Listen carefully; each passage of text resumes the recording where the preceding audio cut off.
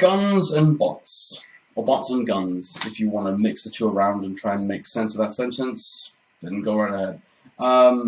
Yes, hello again, and back to another video response. I'm doing a response to Lee, Damn You Hussies, again, because he always seems to be the one in this franchise who makes probably the most interesting topical discussion videos to really engage with and comment on and respond to.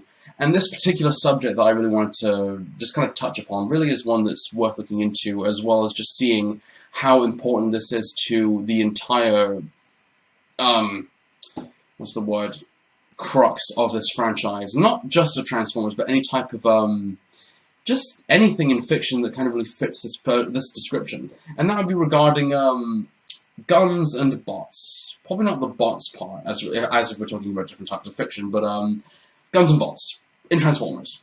You know, any type of Transformer that uses guns, or any type of Transformer that has an armor representing something of any militaristic style, like a tank or a jet of any kind, anything that really fits that description of something that will spread war and terror.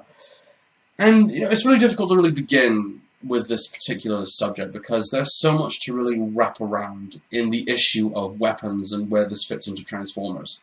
And where this kind of fits into my life, especially.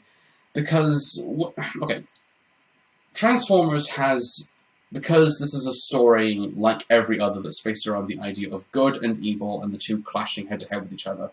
And on either sides, they're both going to have weapons of whatever type that they have. And, of course, the one that would get normally used is the gun. And specifically in Transformers, because they're giant robots, is the laser, and how that has been used to however way you could possibly describe it, and how that's held up quite well for Transformers over the years. And with lasers and Transformers, and this is going back to the days of G1, looking into this a lot more, and how guns have played a big important part in Transformers.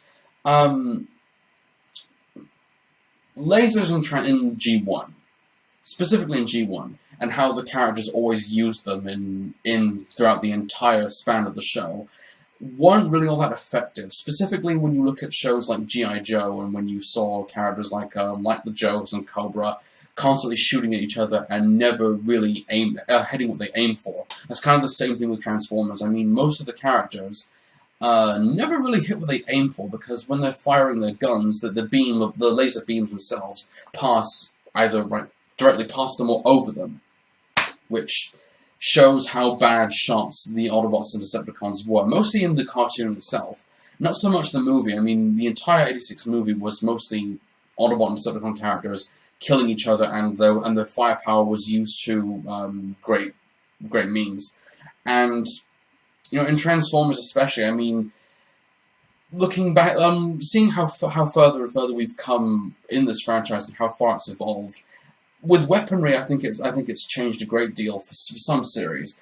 In G1, I mean, looking back at it, because it was a cartoon from the '80s, you couldn't really see a character getting killed violently, because that would put the wrong sort of message in the child's mind, especially because this was back then. This was a franchise that was marketed specifically for young boys, and with how that's evolved now, and with how the evolution of weapons has kind of really changed for better and for different reasons in Transformers, from different shapes and sizes, mostly either in the best example, and Lee brought this up very well, was in animated. I'll address on this a little bit more.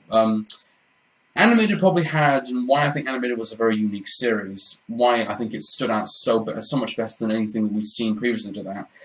Animated was a very unique series, because Animated took a very unique turn of having the Autobots not be the gun-wielding, blazing away sort of characters that you would expect, like characters like Ironhide, who would use guns all the time to just blow away any Decepticon they could. In Animated, you had a much different turn. I mean, Animated, the Decepticons were the ones who used the guns, and with Animated, they mostly consisted of using melee weapons, like Optimus Prime being most notably known. He used the axe, and with Bulkhead, Bulkhead used the flail, and with Bumblebee he used the stingers, and the list kind of goes on and on and on. I mean, each Autobot had a different sort of weapon that they used. and same with the Decepticons. With the exception of when Megatron used his two swords to battle against the Autobots, kind of counteracting the whole melee weapon. Of course, if one's using melee weapons, then I've got to use the same as well. And with how that's evolved in Transformers, I think Animated really did a very good job of making that different, I think. Because by having it just being an ordinary series where both opposing characters were killing each other with just nothing but guns, kind of got a little bit boring. So Animated really did something interesting with thinking outside of the box regarding that. So, Lee also brought up a rather interesting idea, well, not an idea, but issue in this whole idea of Transformers and the idea of weaponry and guns and whatnot, and reflecting on the idea of guns. I mean, okay, I'm from the UK, so the access to guns is kind of nil. I mean, we are a country that has not that many weapons, unless you had specific law enforcement or the army, in which case there were your guns. And the only way I think you could probably access guns into the UK will probably through the black market, through smuggling them illegally, in which case access to guns will be easier from there. But I've never really had a proper chance to ever hold a gun or really look into the whole issue of guns. And that being said, I'm fascinated by the whole issue of guns. I mean, I like guns. I'm fascinated by the idea of them, and I can't say I'm interested in them. By that I mean I think that they are good to really use. I think all war in general is stupid, but I think the idea, what I like about guns especially, is the idea of, sorry, I've got to stop using the word idea, the making of the gun and the certain type of metals that are used to make the guns. I think the idea of guns in general are interesting and a little bit destructive because, of course, guns are bad, of course, and it's depending on the person who uses them that I think you've got to really be careful regarding how that person is going to use that weapon responsibly or irresponsibly. And with me and guns, I mean, I like the designs of several guns. I mean, I wish I could at least look at a gun, an actual real gun, and not really, and just, sorry, so again, I wish I actually had a chance to get a hold of a real gun and just analyze it and see what makes this gun so iconic and so special that's had an important use in history. I mean, if you look back over the thousands of different wars we've had over the years and see the evolution of weapons, I think it's fascinating to see the history and how far we have come in the evolution of weapons. And with that being said, he also addressed the idea of military vehicles, because anyone who has been in wars and who will probably have a very bad experience with certain type of weapons or military vehicles will probably not take it very lightly. I mean, it's difficult to really be in a situation where somebody has been in a war and really has used those weapons and been in that type of vehicle to really get a bad reaction from that afterwards when that person has got out of the war. And looking at various types of alt modes for several of the Transformers, I mean, looking at the whole idea of the Transformers and how they operate in the type of vehicle modes that they have. I mean, the Autobots always chose cars and trucks, and the Decepticons always chose military vehicles and various type of household items. And looking at characters like I've got in my hand, Highbrow, Home of the Decepticons Highbrow, which is a really good toy, by the way. It's difficult to really see how this could have a negative effect on somebody who's been in a war. I mean, I love the alt mode of this toy, and I've mentioned before in the review that I did of this that the idea of the guns being here kind of gets in the way of the rotors, but hey ho, that's just the design flaw, I guess. I can't honestly imagine anybody really getting that having a sort of bad reaction to something like this. I mean, going on to the idea of toys and looking at how toys can affect certain different groups of, both opposite sexes, both boys and girls, and how boys are more interested in different types of military vehicles, I mean, model collecting kind of fits into this whole description, and how a lot of people like collecting models and assembling models and painting the models of various different World War I and World War II tanks and all sorts of military vehicles and boats as well. I mean, if you're a fan of boats, I mean, boats played a huge importance in World War I and World War II, so chances are you'll be interested in that. Boats probably not as threatening as a tank or like a fighter jet, but you know, seeing how that kind of really blends into that interest of different opposite sexes. I mean, you kind of hear this stereotypically in that girls should only like things that are pink.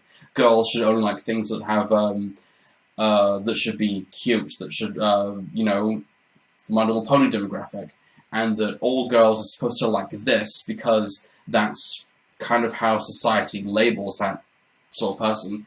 And you know, it's kind of unfair. I mean, haven't we kind of broken that barrier where I think women are allowed to like military vehicles? I think we kind of are. I mean, I think the barrier that barrier is kind of broken years ago, and which is why you'll see a lot of female Transformers fans nowadays than there were back in the 80s and the 90s, which explains why why this sort of toy back then was more marketed towards boys. Anyway, getting back onto the subject of what I was talking about regarding this issue of guns and how that affects people. Now,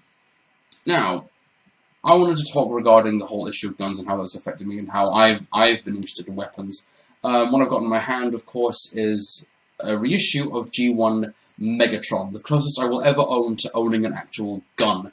And, of course, the original G1 Megatron's toy is modelled after a Walther P38 pistol, which was used in the television series The Man from U.N.C.L.E., which I never watched. You know, this particular toy is quite iconic because of the whole gun laws surrounding various different countries and how some countries are okay with using guns and some aren't. True story. When I was around the middle of last year, I went to California on holiday and also to help a family member out. And while I was on the highway going from Berkeley to Nevada City, I passed a lot of gun shops. And yeah, because as it's clearly already known, in some states in the U.S., it's okay to have to possess a firearm of some kind, and in some states it's not. And you know, I've always you know, seen an actual gun shop only for a few seconds, that they actually are quite commonplace in the U.S. because, of course, it's accustomed to carry a firearm. You know, I never went into them, and I honestly don't think I really would have actually got a chance to, but, you know, looking at how guns have a big effect on countries like America, and how they are quite popular in countries like America, it's quite frightening, especially to see how people, especially when you read, when going back to the whole Columbine massacre that happened in 1999, looking back on how somebody had access to this type of weapon and used that weapon to kill innocent people. It's shocking to see that that sort of thing is accessible in that country. And you know, looking at the Walther P38 pistol, how that's how this particular gun is quite an iconic mode for Megatron, I can see why it's quite unique. And of course, this particular toy, if you haven't already seen this toy already, in the top of the gun you will see this hole, which of course you use to put little plastic bullets in, which I guess is okay. I mean, good enough to market this toy to a certain bunch of people who will like this type of gun. But of course, if you, I remember a while ago that that this particular toy had the orange cap on it because, of course, due to the whole gun law incident, you couldn't get a hold of this toy unless it had the orange cap. Which, going on to more sillier but also specific toys that kind of pay an homage to that toy, which is the classics Megatron model, which of course this is modeled after the Nerf gun, which is a gun that can fire foam darts. I do like this toy a lot, and I like this toy because it's a fantastic re-update of this character. The only thing I don't like about this particular toy is this version of this toy's colors, because the purple and the green. The purple I can understand, but the green not as much. In the orange, even though it's really badly faded off, kind of standing out there, which I've always said that this particular colour scheme for this toy is extremely campy. It's only with this version of the toy, which is kind of not 100%, but paying this sort of homage to the original G1 Megatron, and how this balances off of that, I guess. But yeah, this toy is more safer to get a hold of because this is modeled after a toy that it's modeled after a type of weapon that you can get a hold of and just fire at people for fun. But you know, this type of gun doesn't really have that much of a harm factor to anybody. But yeah, I mean, Lee also mentioned regarding the whole issue of how this particular type of weapon and how a particular type of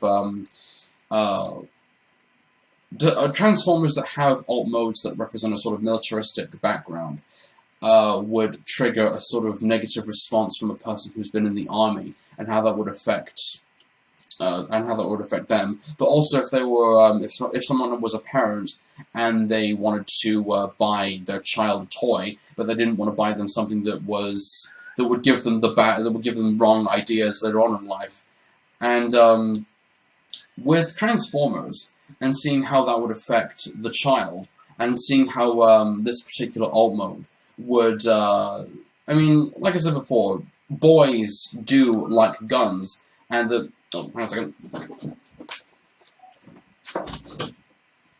Sorry about that. Yeah, boys do like guns, and boys are, have a bit of a weird fascination for weapons and all that stuff. And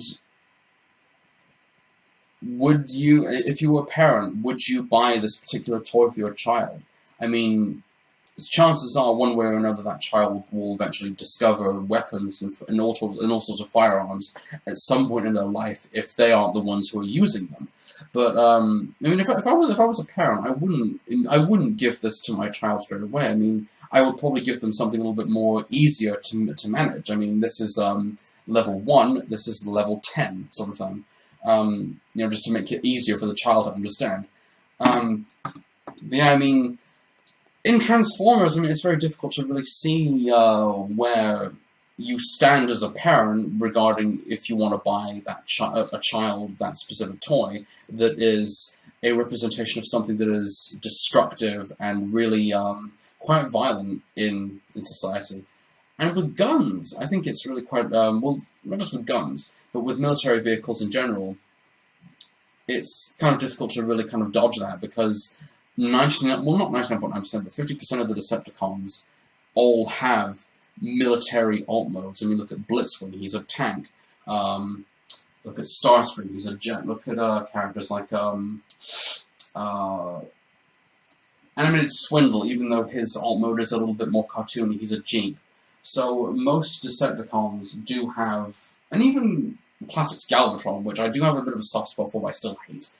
Most of those toys do represent very destructive alt modes that have taken a huge place in most of the wars that we fought throughout history. So it's kind of difficult to really say, you know, this toy, I'm buying this toy for you because, happy birthday.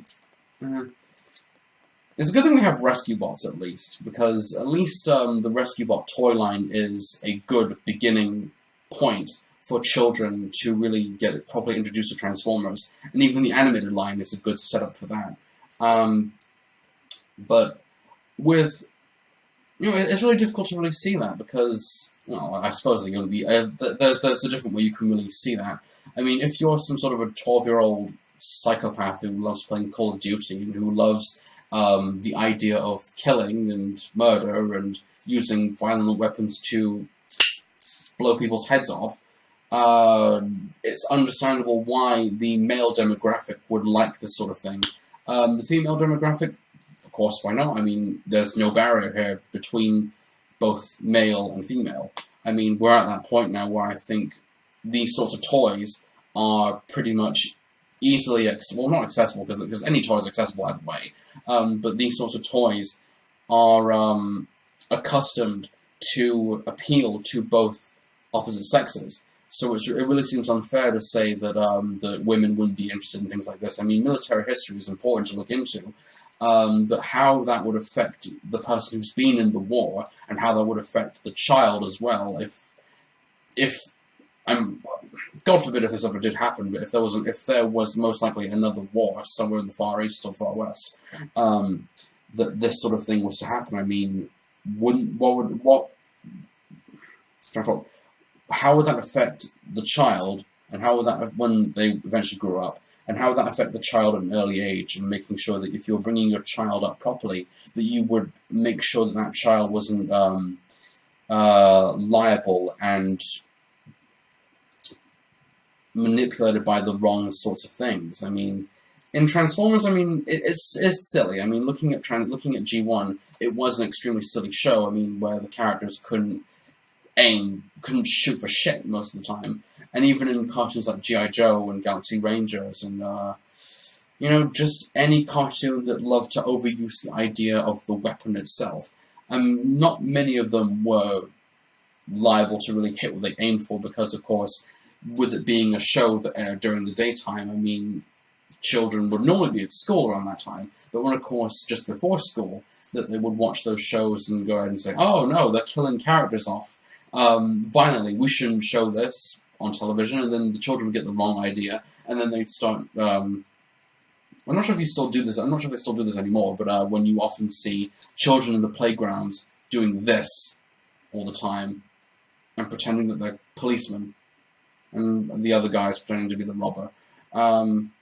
Which that's something you don't really see that much. I mean, with the whole digital era that we're in now, I mean, with children wanting iPhones and iPads and all that gadgetry horseshit, you don't really see that many people indulging in anything a bit more fun, like cops and robbers or cowboys and Indians. I mean, it's another example of letting children be aware of weaponry and whatnot, but at least it was done for much more of a fun, if you can consider the idea of white people actively committing an act of genocide towards Native Americans fun. It's difficult to see now, more so than when you were a child, I think, if that makes any kind of sense. But yeah, I mean, I'm interested now regarding this certain topic. I mean, guns are an important part of history, and they will always be an important part of history. I mean, 1,000 years from now, when, like, if you go into a museum and you will see all these sorts of weapons placed up on the wall behind glass. I mean, if you go to any military museum and you see a lot of planes that were used in World War I and World War II, and when you see how much of an importance that particular jet placed in that war, it's strong stuff to consider, and it really makes you see how far we've come and how far we will continue to go in the technological era that we are constantly improving on with weaponry. I mean, in most video games, I mean, in a lot of video games, you will always see characters. Aside from Call of Duty, because that's just a. I mean, video games like BioShock, when you use not just bioenhancements, bioenhanced powers, but also various type of weapons to kill the splicers. You know, I mean, in a lot of video games. Sorry, not a lot, because that seems kind of bleak to say that all video games are nothing but pick up a gun and kill everything. I'm not a big Call of Duty fan, by the way, in case you can already tell. In some video games, you will get the occasional guy points gun at person and kills, and that gets points. Because guns are good. Yeah, yeah, I mean, in most weapons in Transformers, I mean, there are some that are modeled after realistic guns, and there are. Well, I was just focusing mostly on the alt mode of. Well, because there really aren't that many alt mode. There aren't many Transformers out there that have alt modes based off of weapons. I mean, aside from Megatron, what else is there apart from Browning from Master Force? But that was it. Oh, and also Six Shot from G1. But that's really about it. I mean, I really can't think of that many Transformers toys in the current market today that are modeled after guns, in case that would kind of put bad images in the child's mind and kind of corrupt them. Then again, though, that would kind of explain why the safest way of introducing introducing weapons to a child is through a fun little game of Super Soaker. Yeah, and kind of spraying water at each other just to really keep the fun at an all-time high, especially for weather like this, depending on when you're watching this as well. I mean, Super Soakers are kind of need to come in handy. But yeah, I mean, so yeah, that's kind of been my response to Lee regarding this idea. You know, it's interesting looking at the idea of weapons. I mean, history is fantastic to get into, and wars, as horrible as they are interesting to look up. Go to the library, crack open a history book, and you'll see for yourself and the importance of the weapon and how that was used to defeat the opposite sides of whoever we fought against in the wars, World War I and World War II. And guns in general, I mean, in guns in video games, and guns in comic books, and guns in all sorts of fiction are fun to look into. But me personally, I love guns. I wouldn't want to use a gun on somebody because that's just committing an act of murder. But the gun itself, I love the shape of the gun and the design of the gun and how any particular gun was used throughout history to basically blow someone away. And I think that's worth looking into. But if I was a parent, I wouldn't give my child this, because at an early age, no, you're kind of crossing a line. So it's best to start small before you advance to something big.